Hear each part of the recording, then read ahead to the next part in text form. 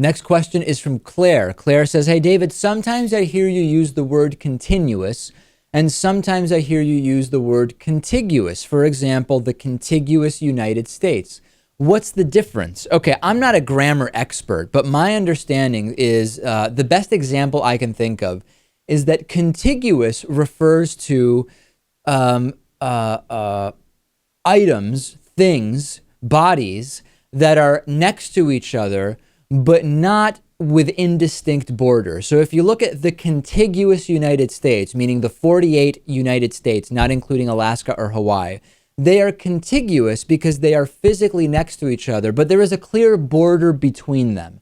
If you think of the color spectrum, right, that goes, most people have seen a color spectrum that goes from one color to the other. That's not a contiguous color spectrum. It is a continuous color spectrum because there is no clear boundary between one color and the one next to it. So that's the way, Lewis, that in my mind, I distinguish contiguous from continuous.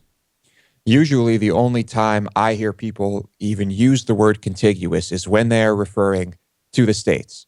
That's really the only time I ever hear it. And personally, I never use either of those words, almost never. No, and you actually are in an effort to, many people want to increase their vocabulary. You're working to limit it. You're trying to actually communicate effectively with as few words as possible. And but that's a whole other project you're working on.